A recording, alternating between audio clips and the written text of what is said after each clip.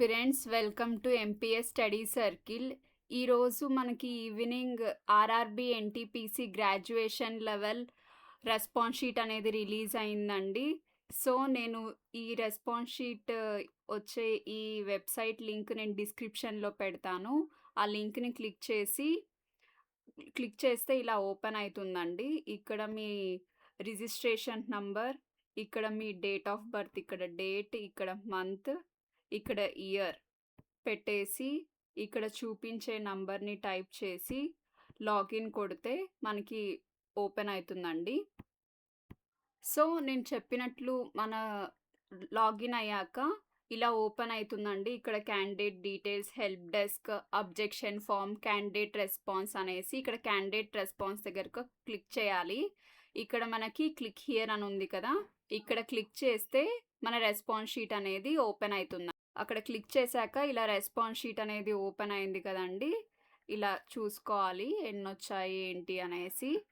ఇక్కడ వచ్చే మార్క్స్ ఇది కరెక్ట్ ఆన్సర్ అండి. గ్రీన్ కలర్లో ఉండేవి కరెక్ట్ ఆన్సర్స్. ఇక్కడ చూపించే ఆప్షన్స్ వచ్చేసి మనం సెలెక్ట్ చేసుకున్న ఆప్షన్స్ అన్నమాట ఎగ్జామ్ టైంలో.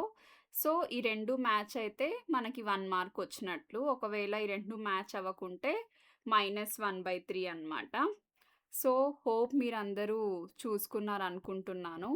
ఇంకా అబ్జెక్షన్ కూడా ఈ కీలో మీకు ఏమైనా రాంగ్ ఆన్సర్ ఇచ్చారు అనేసి అనిపిస్తే మీరు అబ్జెక్షన్ కూడా చెప్పొచ్చండి.